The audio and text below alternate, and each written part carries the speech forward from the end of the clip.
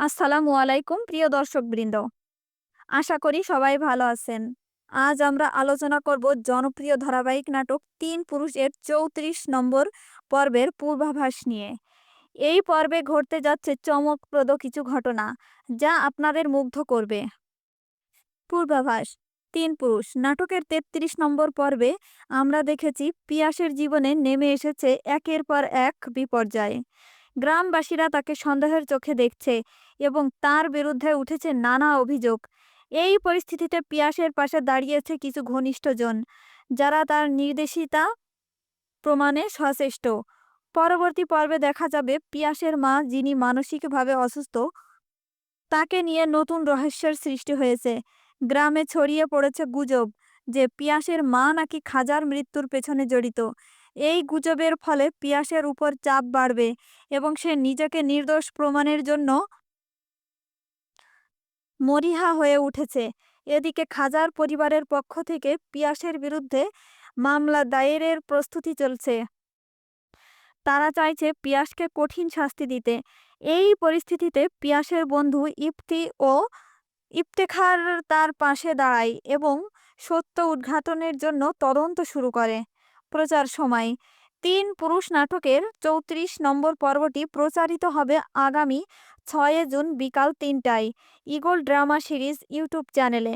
এই পর্বটি মিস না করতে চাইলে এখনই চ্যানেলটি সাবস্ক্রাইব করে রাখুন এবং বেল আইকনটি অন করুন। আপনারা যারা এখনো ৩৩ নম্বর পর্বটি দেখেননি, তারা অবশ্যই দেখে নিন, কারণ পরবর্তী পর্বের অনেক রহস্য সেই পর্বের সঙ্গে জড়িত।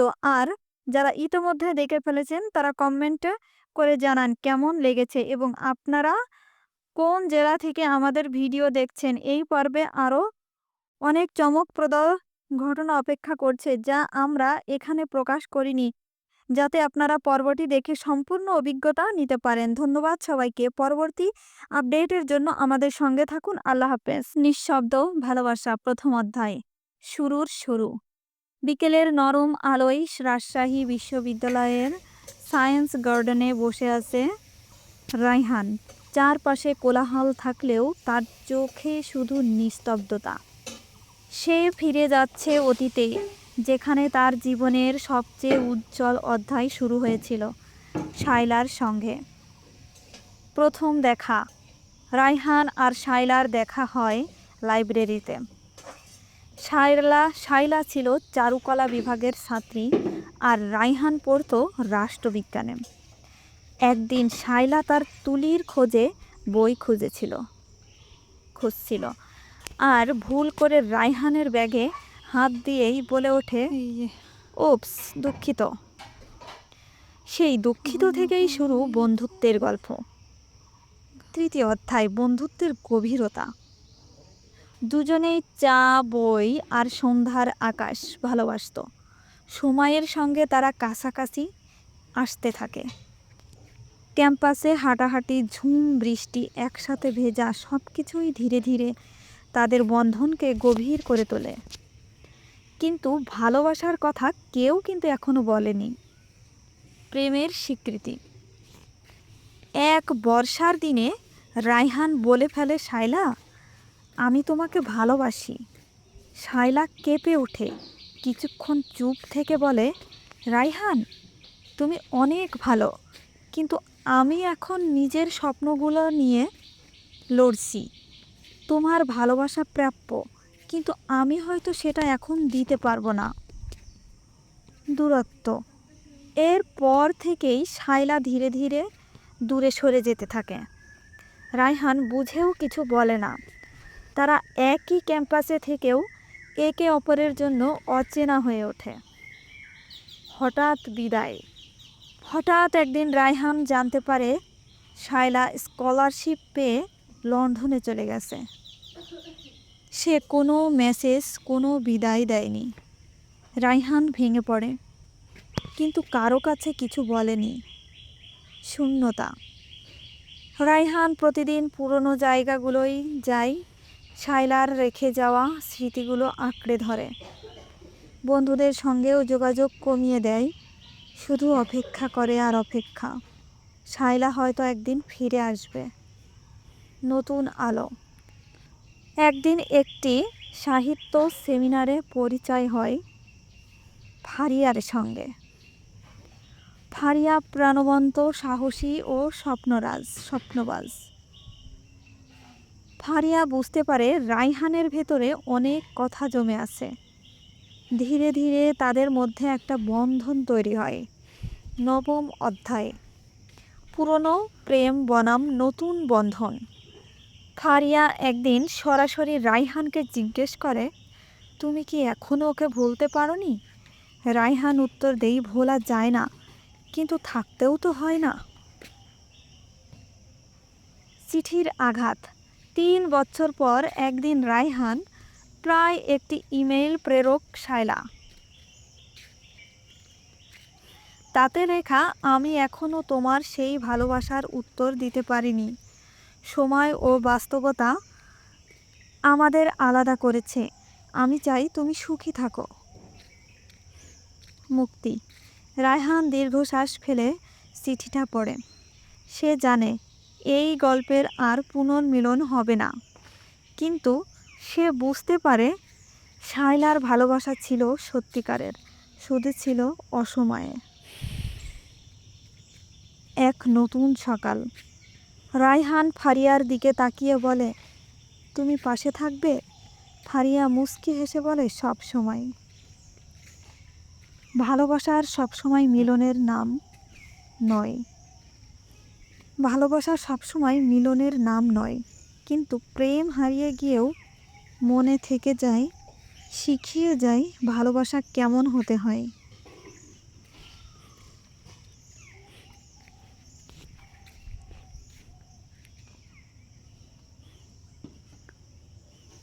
এটা আসলে একটা প্রাণবন্ত, ব্যর্থ, যেটাই বলেন, খুবই ব্যথিত একটি গল্প, যেটা থেকে আসলে অনেক কিছুই শেখার আছে, অনেক কিছুই বলার আছে। সন্ধ্যার আলোয় ঢাকা বিশ্ববিদ্যালয়ের ক্যাম্পাসে বসে আছে আরিফ। তার চোখে এক অদ্ভুত শূন্যতা, যেন কিছু হারিয়ে ফেলেছে। পাশ দিয়ে হেঁটে যাওয়া ছাত্রছাত্রীরা তার দিকে তাকিয়ে যায়, কিন্তু সে কারো দিকে ফিরেও তাকায় না। তার মনে পড়ে তার কাছে অতীতে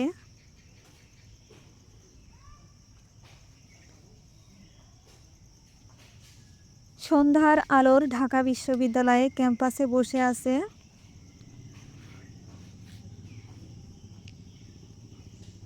আরিফ। তার চোখে এক অদ্ভুত শূন্যতা, সে কিছু হারিয়ে ফেলেছে। তার পাশ দিয়ে হেঁটে যাওয়া ছাত্রছাত্রীরা তার দিকে তাকিয়ে যায়, কিন্তু সে কারো দিকে ফিরেও তাকায় না। তার মন পড়ে আছে অতীতে, সেই সময়ে যখন সে প্রথমবারের মতো মায়ার সঙ্গে দেখা করেছিল। প্রথম দেখা, আরিফ ও মায়ার প্রথম দেখা হয়েছিল বিশ্ববিদ্যালয়ের লাইব্রেরিতে। মায়া ছিল সাহিত্য বিভাগের ছাত্রী, আর আরিফ ছিল সমাজবিজ্ঞান বিভাগের। একদিন লাইব্রেরিতে বই খুঁজতে গিয়ে তাদের চোখাচোখি হয়। মায়ার চোখে ছিল এক অদ্ভুত আকর্ষণ, যা আরিফকে মুগ্ধ করে। তারা ধীরে ধীরে কথা বলতে শুরু করে এবং বন্ধুত্ব গড়ে ওঠে। বন্ধুত্বের বন্ধন ধীরে ধীরে গভীর হতে থাকে। তারা একসঙ্গে ক্যাম্পাসে হাঁটতো, চায়ের দোকানে বসতো, গল্প করত এবং একে অপরের সঙ্গে সময় কাটাতে ভালোবাসত। আরিফ বুঝতে পারে সে মায়াকে ভালোবেসে ফেলেছে, কিন্তু মায়া কখনোই সরাসরি কিছু বলেনি। তার আচরণে ছিল এই এক ধরনের দ্বিধা, প্রেমের স্বীকৃতি। একদিন আরিফ সাহস করে মায়াকে তার ভালোবাসার কথা জানায়। মায়া কিছুক্ষণ চুপ করে থাকে, তারপর বলে, আরিফ, আমি তোমাকে অনেক পছন্দ করি, কিন্তু আমার জীবনে কিছু জটিলতা আছে। আমি এখনও কোনো সম্পর্কে জড়াতে চাই না। আরিফ হতাশ হয়, কিন্তু মায়ার সিদ্ধান্তকে সম্মান করে। দূরত্বের শুরু। মায়া ধীরে ধীরে আরিফ থেকে দূরে সরে যেতে থাকে। তাদের দেখা সাক্ষাৎ কমে যায়, ফোনে কথাও বলাও কমে যায়। আরিফ বুঝতে পারে মায়া তাকে এড়িয়ে চলছে। সে অনেকবার চেষ্টা করে মায়ার সঙ্গে কথা বলার, কিন্তু মায়া সবসময় বাস্তবতা ব্যস্ততার অজুহাত দেখায়, হঠাৎ বিদায়।